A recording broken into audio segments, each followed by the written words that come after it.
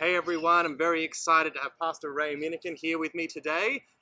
Ray, you're my first ever in-person guest. I'm usually doing this online, so I'm pretty excited by that. So we're here to talk primarily about you are helping to organise at Whitley College a studying theology from an Indigenous perspective, 3 short intensive units coming up in a couple of months. So do you want to tell me a bit about that conference and why you're so excited about this? Actually, it's been almost a 10-year journey in association with a very good friend of mine. He might not think it, but sometimes he's not a friend, and sometimes but Reverend Dr. Terry LeBlanc from Canada, he's a Micmac. We've been on this journey, I guess, for the last nearly 30 odd years now, and he began what's called the North American Institute for Indigenous Theological Studies 15, maybe 20 years ago in North America, with a whole range of other Indigenous Christians over there who were concerned about the lack of training for Indigenous Christians. The beautiful thing about what they did, the sensible thing that they did, was to actually focus on a master's and PhD, postgraduate studies, rather than undergraduate studies or even below the certificate. Because most of the training here around leaders in Australia has been a certificate under the VET system, so we don't have theologians that are trained at that high level. And we're just going to change that paradigm. We've got to change it very fast and very quickly, because when you try to count the number of Indigenous theologians in Australia, you can probably count them in one hand. And if you're looking here in New South Wales, you can, you don't need one hand. And so we just got to train at that level there to actually get the personnel we need, or the people that we need trained at that level as quickly as possible. So what we tried to do, or what I tried to do, I enrolled in their program over there, and I was trying to do it online, and then I realised that no, this is not going to work, because it's just me getting a degree from Canada. And I said to Terry, mate, you got to bring them out into Muhammad. And so we started this journey, I think, around about 5 or 6 years ago now, and we looked around. He came over, very generously came over. We spoke to a number of our people, and we looked at a number of sites where it could happen, but it just didn't gel at that time. I think it's just beyond our reach at that time. We tried here through UTC, United Theological College here in Parramatta, when I started work here. That was about 3 years ago as well, and we thought we could get it through. I mean, UTC is not a problem, but when you look at the program that they've got, it's more at a university level through, and UTC is connected to the Charles Sturt University. So we went through that process of looking at their school of theology and through there. Terry, once again, generously came over and tried to work it through that system. We almost got there, but once again, and so we then went down to the University of Divinity there with Professor Mark Gretz, and Mark thought he could put it into university programs over there. And lo and behold, within a year of negotiations, tribulations, Mark has been able to push it through the system there, and liaise with mates in Canada and Terry and that, and trying to establish a program for the first time at master's level. It's a master's in theology, Indigenous. That would be the start then. We're looking at starting that in July this year. Terry and one of his professors, or a couple of his professors, are coming over here to try to start that process. It's just the beginning points, and then we can roll this program out in Australia in the future. It's so needed. It's critical, desperate, all that kind of stuff. And I think we're just taking it out of the too hard basket now and putting it into another basket there where it might be possible for us. And when you think of this NATES program, NATES Down Under, you've got to realise that there's nothing like it in the Southern Hemisphere or in the Asia Pacific region that actually looks specifically at an Indigenous theology. And so this is really, it's at the master's and postgraduate levels. So this is really a momentous historical occasion for us. That's not to say that, for 50,000 years we had an Indigenous theology that's existed and it still exists today. It's just that we're trying to put it into a Western colonial system and trying to get the support necessary to make that happen through that particular system, which is not an easy task. But we're almost there. That's very exciting. We'll put the info in the comments or in the section below so you can check it out, because there's 3 different intensives which all look exciting, and hopefully we'll have an interview with John McNeil, who's one of the lecturers, also coming online soon. See if we can get Terry on there. Yeah, so I think that's really exciting, because when we talked with Mark Brett a while ago, we did an interview with him, and he was like, it's all good for well-meaning white folks like him to be teaching on this kind of stuff, but in the end, it's going to be important for not only white Australians but Indigenous people to be learning from other Indigenous people and how they wrestle with theology in this context. Well, that was my problem. I looked around the country, and if I wanted to do a master's either in Indigenous education or Indigenous theology, I had to sit at the feet of a white fellow. And that was a bit stupid, in my opinion.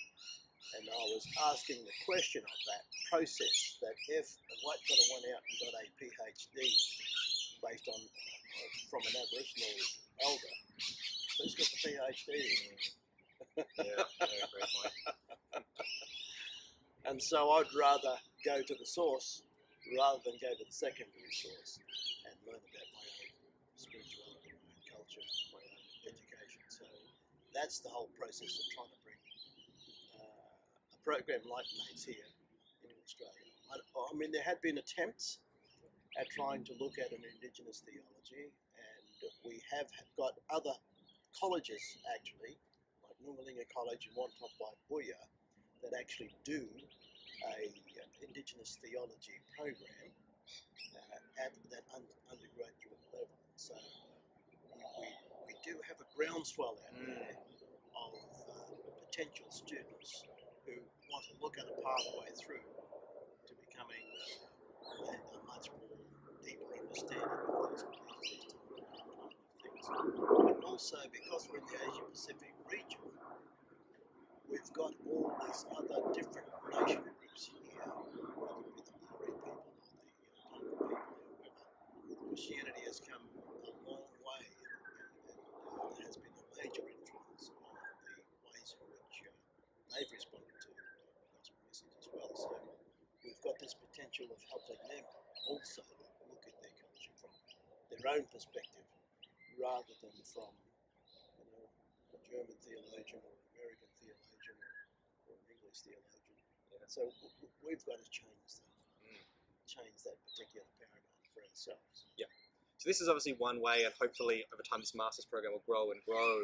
And obviously during these intensives, you're going to have opportunities for both Indigenous and non-Indigenous students to come together to learn and form a little community in a short amount of time. But if people are, maybe thinking of how do we do this long term, how do we have these kind of communities which are, intercultural or cross-cultural, that are, seeking wisdom outside of just the same dead Germans kind of thing? How can you see this being how do you imagine communities looking to do this if they want to make this like their church community more like this? When you get to that point, and you know the answer. Yeah.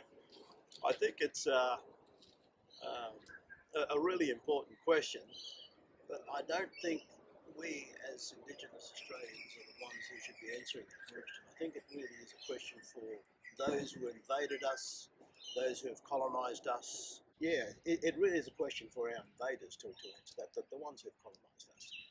Because they have come here with their own agendas and set up their own colonies, set up their own systems and structures, and colonise these particular parts of the country. I can't see how they, at this particular stage in their journey, whether it be Indigenous theology or other things, can embrace other spirituality at this time, because they're still stuck in their own groove. Yeah. And so it's not a question for us to how does this work, it's how does these particular colonised systems actually approach this subject with a much more humility rather than more arrogance. Yeah, yeah. Looking into a bit of Christ's self-emptying, perhaps, as a bit of a model for, like, divesting of power, of privilege, of the assumption that what I am learning is normative. And yeah. Teach it, brother. Teach it. That's awesome. So last summer, recently was the Aurora Festival, and you were the speaker on the opening night there, speaking to youth from around the country, 18 to 25-year-olds from around the nation. And I was thinking about these young adults kind of on the verge of, being voting citizens of Australia, being on the verge of, having more and more sway in the way things are going. But they're still going into a country, plagued with the legacy of colonialism. The Close the Gap campaign has shown how, dire situations still are, where there's still issues, there's still no treaty, there's still no self-determination, things like that. There's still so far to go.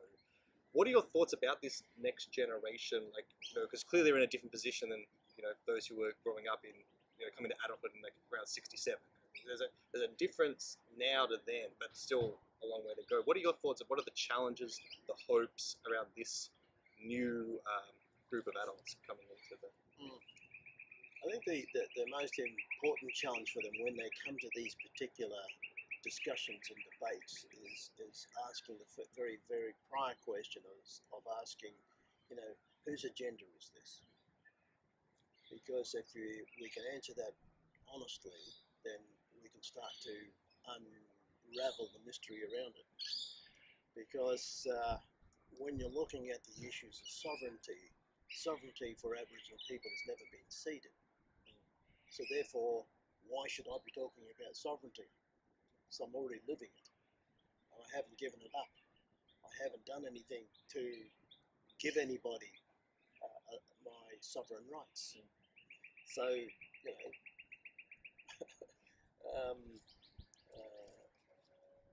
if I start from that particular premise, then who's asking for a treaty? Or who should be asking for a treaty, really, should be the question. And then it's a different conversation. And I personally, from my own people, we know that we haven't ceded our authority as a sovereign people. We know that that's given from our Creator Himself. This is His land, this is His country. He gifted this to our ancestors. So I don't have any difficulty understanding the issues around sovereignty, because I don't have a problem with it. But you see, if it's someone else's agenda, then they can make us think that it's our problem. But it's not my problem. It's the problem of the colonial systems and structures, because we know that they're here illegally. And we know that the doctrine of terra nullius is really a lie. And if Australia really, really sat down and thought about itself, the invaders thought about it themselves, then it's them who would say, hey, we need to do something differently here. And all they're looking at now is constitutional change to recognise us within their constitutional processes, or within their constitution. And when you look at that constitution, they did recognise us in that constitution in two clauses there, section 5126 and 127. But the way they recognise us by de-recognising us, by making terra nullius real in their constitution, and so we weren't recognised by them. And so it's it depends on whose agenda is driving this, and because it's the ways in which the federation here in Australia has operated, we've sort of tended to try to fit into their agendas again. And when you think about all of those things, you realise too that really the Commonwealth hasn't got that much power at all anyways, because each state is a separate sovereign nation anyways. And the Commonwealth is there to serve the states. And whereas the states are sovereign themselves, they've got their own constitution, they've got their own governor-generals, they've got their own ways of managing land, and all of those kinds of things. Actually, if Commonwealth wants some land, they have to actually negotiate with the states to get that land. And that's the Mabo case really highlighted that in terms of the ways in which the states then had to deal with the issues of land rights, including mining and all those other kinds of things. It comes down to the states to negotiate that with the Commonwealth.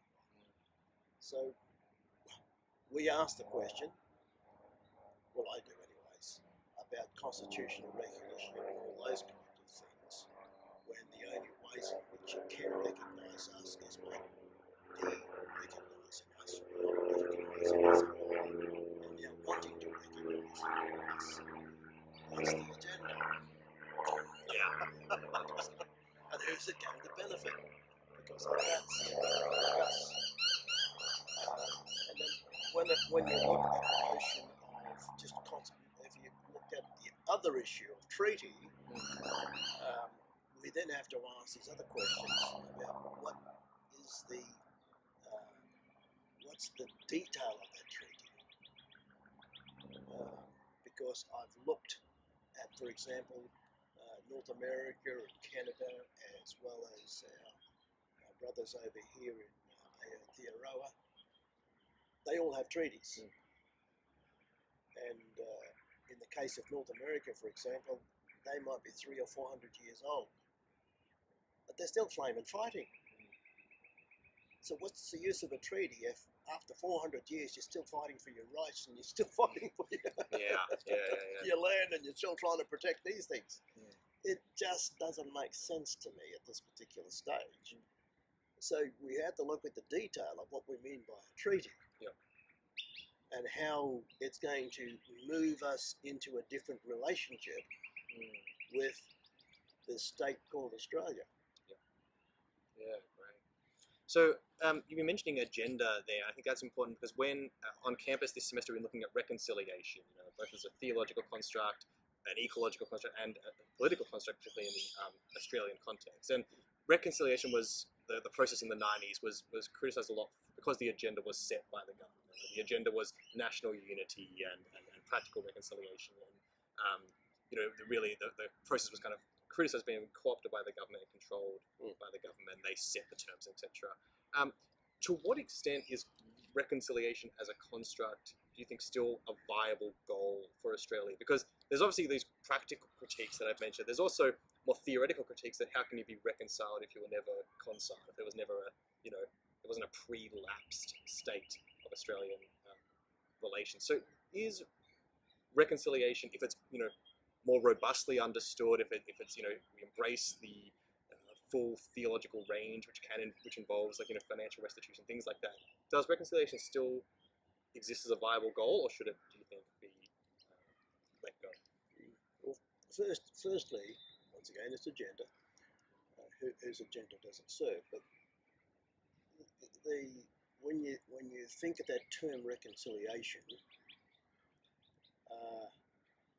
I'm a little bit angry and disappointed in the church, simply because the Australian government has flogged a theological concept that we understand clearly, that because of the death and resurrection of Jesus, we can have a relationship, a restored relationship, a reconciled relationship with our Creator. Now, what this government has done is that they've stolen the very heart of our narrative. And we let them. And suddenly, we're now working on these issues around practical reconciliation. Well, that's just so dumb. It's not the right word. And they've stolen a theological question to apply it to a political situation that they want to resolve. And so, once again, it's terra nullius all over again. Here again is the theft of something that God has given us. Our Creator gave us our land and the ways forward. They stole it and says, we'll make it work this way. So I'm not really into that kind of reconciliation stuff because I can't see any benefit from it. But if we're talking about the cross and the resurrection of Jesus, then there's meaning in that. I know what I can do. I know where the church is. You know, it's one of the oldest, well, it is the oldest institution on the planet. And it's only the oldest institution on the planet because of that message, that Jesus died and Jesus rose again. So there's, and because of what he did, we can have this incredible relationship, you know, joint heirs with the Son. You know, but that's just, we know this theological story so well. It's the reasons why we embrace the story, because it offers us so much, and that we're all one in Christ in that particular way. But this, I mean, who am I being reconciled to? And then when you've got a multicultural Australia, and you've got all these other countries now coming into my country here, who don't know that history, who didn't form the Constitution in the first place, who weren't part of the invading force here in 1788, they're saying, well, what am I reconciled to? What about me? And so they're left out in the cold. How did then the government or we as Aboriginal people help to make them fit into this country? So is that practical enough in using that particular terms, or should it be policy driven? So it's a conversation, I think, that is wrought with a lot of problems when you mention the word reconciliation. And it's a theft of a very, very deeply important theological concept and construct. But we don't talk about it. You know, we just don't argue. We don't, oh yeah, the government is God himself and we'll just go along with their plans. It's not God's plan. And so I'm getting a little bit angry here, but that's what it makes me feel. It just angers me a little bit that we've allowed ourselves to be sidetracked and seduced down this pathway of really something that's not going to lead us anywhere. Well, Ray, thank you very much for being with us. And that's a great thing for us to be considering and talking about that agenda, that theft. And, you know, if we're going to go forward with this, we need to be listening, learning, reclaiming, and strengthening this construct. And maybe a good way to do that is by, you know, who are you learning from? And a way to learn from someone different and from a different perspective is going to checking out the short courses at Whitley, the intensives at the master's level, which are going to be just absolutely fantastic. So, yeah, I'll put, again, the info's down below. Check them out. And Pastor Ray Minniecon, thank you very much for being with us today. Thank you. Thanks. Bless you. Bless you.